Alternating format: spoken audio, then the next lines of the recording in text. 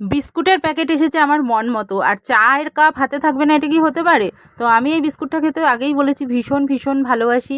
আর তাই জন্য নতুন বিস্কুটের প্যাকেট উদ্বোধন করছি একদম ছিঁড়ে তাড়াতাড়ি করে। আর বিস্কুট আসা মাত্রই তো চা তো থাকবেই, চা তো আমি এমনিই ভালোবাসি খেতে, আর তার সাথে এই বিস্কুটটা ভীষণ প্রিয় আমার।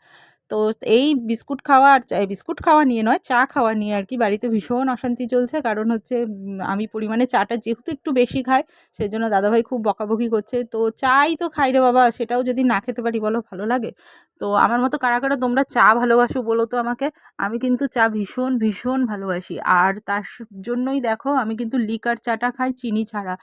মানে দুধ দিয়েও খাই না, চিনি ছাড়া খাই, যাতে কোনো ক্ষতি না করে, তাতেও জ্বালা। যাই হোক, যাই বলুক না কেন, চা খাওয়া তো ছাড়তে পারবো না। আর দুবেলাই খাই, এই বিকেল বেলাটা আর সকাল বেলাটা। তো সন্ধ্যাবেলায় আমি চাটা নিয়ে নিয়েছি, আর দাদাভাইকে বললাম যে খাবে কি না, বললো যে না খাবো না। তা ওকে জল বিস্কুট দিয়ে দিয়েছি। আর পরের দিন সকালবেলা দেখো ঘুম থেকে উঠে সব কাজ সেরে চলে এসেছি বাসক পাতা নিতে। আমার গাছটা কিন্তু অনেকটা বড় হয়ে ঝুঁকে পড়েছিল। দাদাভাইকে বললাম যে ছেঁটে দাও, ছেঁটে দিয়েছে, আবার বেড়ে যাবে। আর এই পাতাটা যে কী উপকারী কী বলবো, প্রচুর লোক এসে এখান থেকে নিয়ে যায় এই বাসক পাতাটা, সর্দি কাশির জন্য ভীষণ উপকার করে। আর যেহেতু তেতো না, লাল হয়, তো সেজন্য সবাই এটা ভালোই খেতে পারে আর কি। কাড়া বানাবো আমি। আর এখানে রাম তুলসী পাতাটাও রয়েছে, সেটাও 2-4টে নিয়ে নিলাম।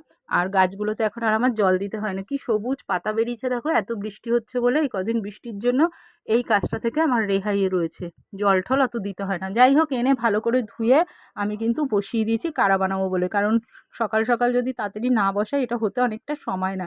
আদা আর গোলমরিচ গুঁড়ো, লবঙ্গ সব দিয়ে। আর দাদাভাই বললো মুড়ি দিয়ে তোমার তড়কা দিয়ে খাবে, তাই ওকে খাবারটা রেডি করে দিলাম, 2টো বিস্কুট দিয়ে দিলাম। আর আমি এখানে কাঁচা হলুদ আর জল নিয়ে নিলাম। আর ও খাবে কি, খাওয়ার আগে এত ফোন আসছে, কথা বলেই যাচ্ছে, কাজে বেরোবে। যাই হোক, আমাকে মাছ এনে দিয়েছে, মাছটা রান্না করব। আর তার সাথে আরও কিছু আছে রান্না করব, পরে তোমাদের সাথে সেটা শেয়ার করব। মাছগুলো ধুয়ে রেডি করে নিয়ে তারপরে সকালের চাটা নিয়ে আবার বসে পড়েছি। এটা কিন্তু সকালবেলা খাচ্ছি, ওটা কালকে সন্ধ্যাবেলায় খেয়েছিলাম। তোমরা আবার ভেবো না যে বারবার চাই খেয়ে যাচ্ছি। একদিনের মধ্যে আমি দিনে 2বারই চা খাই। তো চাটা শান্তি করে খেয়ে এবার একটু চাউমিন বানাবো ভাবলাম। ইচ্ছে করছে আমার একটু চাউমিন খেতে। দাদাভাই তো বেরিয়ে গেছে, ও তো নেই। তা একটু চাউমিন বানাবো। আর বাদাম ছিল ঘরে, সেটাকে একটু ছাড়িয়ে নিলাম বাদামটাকে।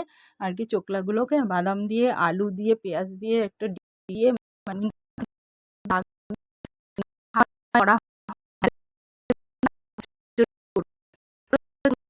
খাই না, যে কিছুই হয়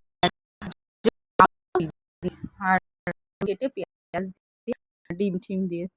নিজেরও তো ইচ্ছে করে এক এক সময় একটু কিছু করে বানিয়ে খাই। দাদাভাই বলে যে তুমি তোমার মতো বানিয়ে খেতেই পারো। আসলে দোকানের জন্য সেটা হয়ে ওঠে না আমার সময়ের জন্য। আজকে একটু হাতে সময় ছিল বলে ভাবলাম একটু রসিয়েই চাউমিনটা বানাই।